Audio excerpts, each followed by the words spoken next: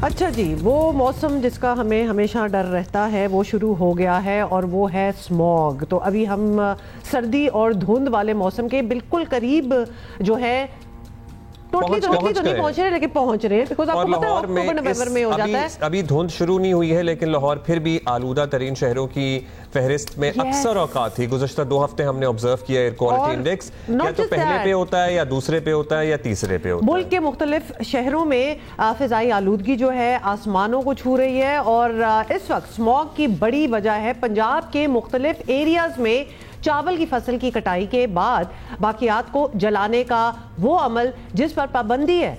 मतलब ये आप देखिए ना, जिस पे पाबंदी और कुछ सालों से पाबंदी हो चुकी है, बिकॉज ये मान लिया कि बड़ा सीरियस इशू है, लेकिन रोकने वाला कौन है? पेनल्टीज भी हैं, धमकियां भी हैं, कुछ सहूलतें भी हैं, लेकिन बात बन नहीं रही है। इसी पे बात करेंगे। वजीर ज़राअत पंजाब आशिक हुसैन किरमानी साहब हमारे साथ मौजूद हैं। किरमानी साहब, शुक्रिया आपने वक्त दिया। अब ये बता दें कि इस मरतबा फिर वही हो रहा है, पंजाब में स्मॉग के असरात अभी से नजर आना शुरू हो गए हैं, किसान फसलों की बाकियात जला रहे हैं। क्या इक़दाम आपने किए हैं इस मरतबा जो पिछले सालों से मुख्तलिफ हैं कि कुछ तो बेहतर हो? बिकॉज हमें अभी इसे रोकना है, नहीं तो वही हालत होगी जो हो रही है।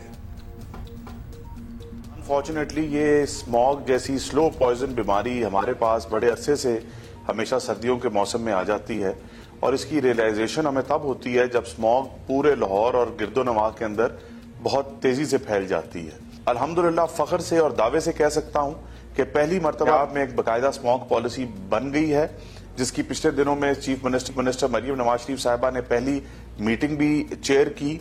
उसके साथ साथ बाकायदा उसका लॉन्च भी हुआ एप्लीकेशंस का, बाकायदा एक फोर्स भी बनाई गई जो फील्ड के अंदर उतरी, जो इसको मॉनिटर और सुपरवाइज करेगी। और जिस तरीके से अब सुपरविजन और मॉनिटरिंग चल रही है, पहले भी इस तरह देखने को नहीं मिली। थर्मल सुपरविजन हो रही है स्टबल बर्निंग की। तमाम जो ब्रिक किल्स थी उनके अंदर जिगजैग पैटर्न पे उनको चलाया गया, जो नहीं चले उनको गिराया गया। उसके अलावा तमाम वो इंडस्ट्री फैट बर्निंग ऐसी फैक्ट्रीज थी अनअप्रूव्ड, उनको गिराया गया।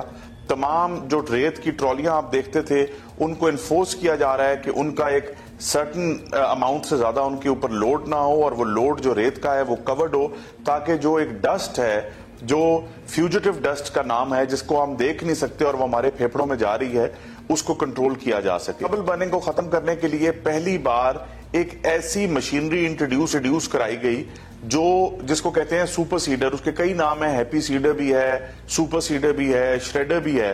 पंजाब गवर्नमेंट ने 5000 सुपर सीडर 2 साल के मुद्दत के अंदर फार्मर्स को 60-40 सब्सिडी के तहत फराहम किए, जिसके अंदर से हमने अभी तक तकरीबन 800 के करीब सुपर सीडर फार्मर्स को हम दे चुके हैं।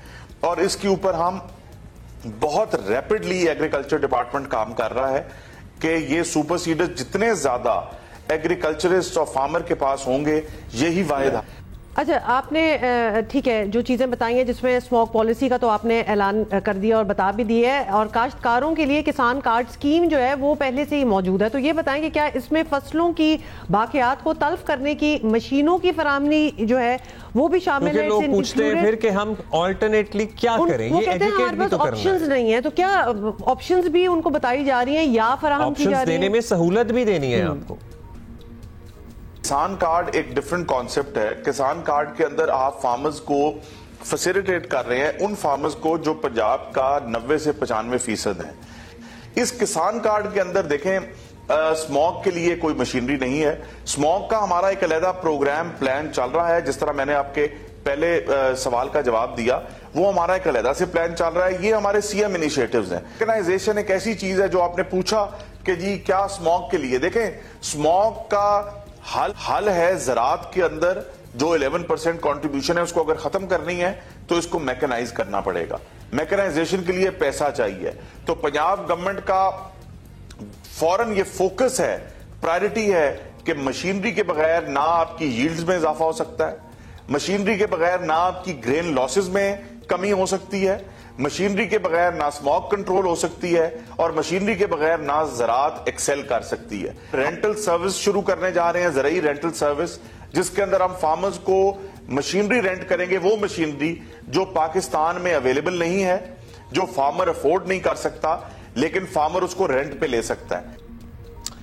जाहिर है आपको पैसे चाहिए लेकिन किसानों को भी सहूलत चाहिए। बहुत शुक्रिया आपका आशिक हुसैन साहब। Green tractors program as well, मतलब 2-4 चीजें हो रही हैं, but the point of the matter is कि किसान माइल हो रहे हैं, क्या समझ रहे हैं, डू दे अंडरस्टैंड कि ये इन चीजों पे आना पड़ेगा। कोई जुर्माना, मतलब लाहौर के इर्द गिर्द या लामा इकबाल टाउन और इर्द गिर्द का जो एरिया, इवन वहां पे फसलों को आग लगी हुई मैंने एक्सपीरियंस की थी। अभी 3 हफ्ते पहले मेरा चक्कर लगा था। मतलब ये सिलसिला अगर लाहौर शहर के इर्द गिर्द चल रहा है तो फिर बाकी दूरस्थ इलाकों में जो इवन लाहौर के सराउंडिंग्स में है, क्योंकि सबसे ज्यादा मुतासर तो लाहौर ही होता है, वहां पे तो पता नहीं क्या होगा। सो इकदामात हो रहे हैं लेकिन लेट्स सी के असरात क्या होते हैं। अच्छा जी, एक और इशूज तो बहुत हैं, तो आपको जल्दी से बता दें कि कराची समेत सूबे भर में जान बचाने वाली अद्वियात और मुख्तलिफ वैक्सीन की शदीद किल्लत पैदा हो गई है और सरकारी अस्पतालों में तो दवाएं जो हैं वो वैसे ही किस्मत से मिलती हैं, मगर मरीजों को अपनी जेब से दवाएं खरीदने के लिए भी कई मेडिकल स्टोर्स के चक्कर लगाने पड़ रहे हैं। और शबाला असलम हमारी साथी हैं और हमें ताज़ा सूरत हाल मालूम उनसे ही करनी है। जी शबाला बताइएगा।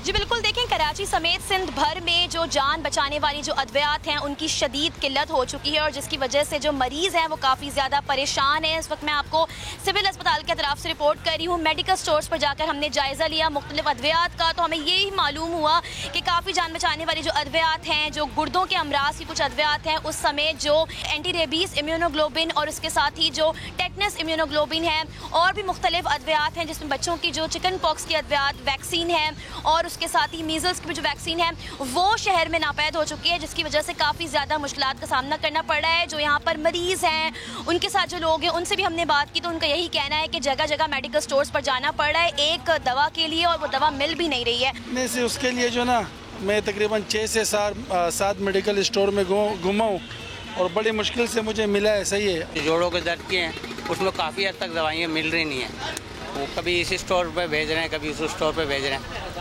बहुत शुक्रिया। बड़ी ही तकलीफ कैफियत होती है जब आपको दवा चाहिए होती है और आपको दवा नहीं मिल रही होती और आप दर दर फिर रहे होते हैं कि कहीं से कुछ ना कुछ मिल जाए। और बाज़ दवाएं ऐसी होती हैं उनके ऑल्टरनेट कोई नहीं होते,